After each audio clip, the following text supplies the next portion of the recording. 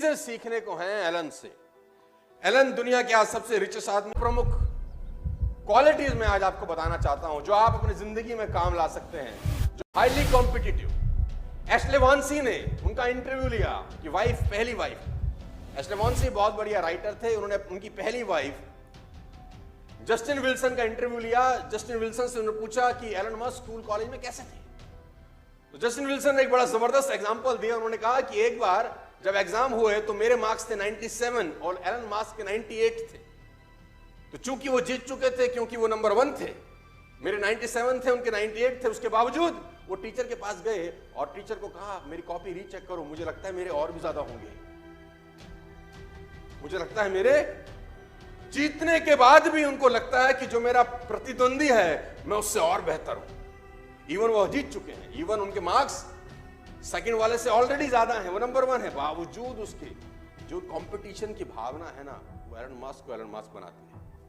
Ladies and gentleman, सबसे important है determination.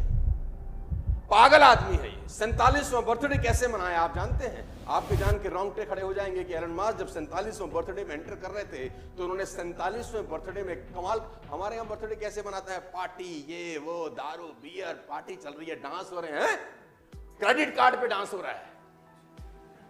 47वां birthday जब बनाया तो 24 के 24 घंटे काम करके बनाया। He didn't slept for 1 minute।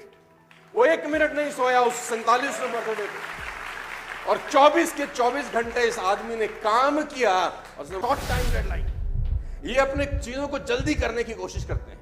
Elon Musk एक बहुत अच्छा कोट मैं आपको बताता हूं, उसने कहा तो यह शॉर्ट टाइम डेडलाइन जुलाई, अगस्त, सितंबर 50,000 कार का हाई ऑर्डर था टेस्ला का 2018 में। 50,000 कार्स का ऑर्डर था जो कि इम्पॉसिबल था एक तरीके से किसी भी कंपनी के लिए बनाने में, लेकिन इसने टारगेट लिया। इसने कहा 100% डिलीवर करेंगे, चाहे कुछ हो जाए डिलीवर करेंगे।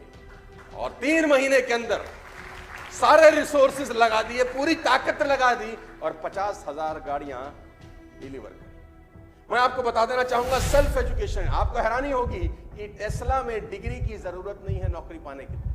Tesla is the only company जहां पर डिग्री नहीं मांगी जाती। आप हैरान हो जाओगे, वहां पर वो लोग एम्प्लॉय हैं जिनके पास कोई क्वालिफिकेशन नहीं है, कोई एजुकेशनल क्वालिफिकेशन नहीं है। टेस्ला में ऐसे ऐसे लोग काम कर रहे हैं गाइस, क्योंकि मस्क का सिंपल सा फिलॉसफी है कि स्कूल एजुकेशन आपको रिच बना दे, इसकी कोई गारंटी। आपका आर्ट जो आप सड़कों पे सीखते हो वो आपको सफलता की बुलंदियों पे लेके जाता है। आपको हैरानी होगी जान के कि एलन मस्क अपनी जिंदगी में क्विक डिसीजन लेने में सबसे 1 नंबर आदमी है। ये एक सबसे बड़ी क्वालिटी है, क्विक डिसीजन। टेस्ला का मशीन टूल खराब हो गया, मैं पढ़ रहा था कहीं, टेस्ला का मशीन टूल जिससे गाड़ियां बनती हैं, एक टूल खराब हो गया, और वो टूल सिर्फ फ्रांस में बनता था, फ्रांस में। तो किसी ने कहा आप ऑर्डर डालिए, 2 दिन के बाद आपके पास टूल आ जाएगा जिससे आपका पूरा का पूरा फैक्ट्री चल सकता है। उसने बोला कितने दिन बाद आएगा? उसने बोला 2 दिन बाद। इस आदमी ने अपना प्राइवेट जेट उठाया, फ्रांस चला गया, टूल लेके शाम को लौट आया, बोला काम रुकना नहीं चाहिए, काम रुकना। I can't. आपको जान के हैरानी हो जाएगी, अगली चीज लिखिए मैंने, आई कांट। I can't. आपको हैरानी होगी जानकर कि स्पेसएक्स जो एलन मस्क की कंपनी है, जो स्पेस में यान छोड़ती है, सरकारें छोड़ती हैं तो सुना था कि सरकारें स्पेस में यान छोड़ती हैं तो सुना था, लेकिन कोई प्राइवेट कंपनी छोड़ जाए, ये कोई गजब काम कर दिया। और आपको हैरानी होगी कि 2006 में यूएस ने अपना टाइटन 4 लॉन्च करना था। इन 2006 सुन के हैरानी होगी आपको कि यूएस ने अपना टाइटन 4 जो स्पेस में जाना था वो लॉन्च करना था, और सेम टाइम पे एलन मस्क की कंपनी स्पेसएक्स ने अपना फाल्कन 1 लॉन्च करना था, सेम टाइम। तो यूएस गवर्नमेंट ने एलन मस्क को कहा कि आप अपना जो लॉन्च है वो डिले कर दीजिए, बिकॉज हम सरकार हैं, हम अपना लॉन्च करना चाहते हैं और आपका और हमारा लॉन्च सेम डेट्स पे आ रहा है, तो ये ठीक नहीं है। ये बंदा पैसिफिक आइलैंड चला जाता है, वहां से परमिशन लेके आता है और यूएस के लॉन्च से पहले अपना रॉकेट लॉन्च कर देता है। बड़ा अपन रुकने फुकने वाले।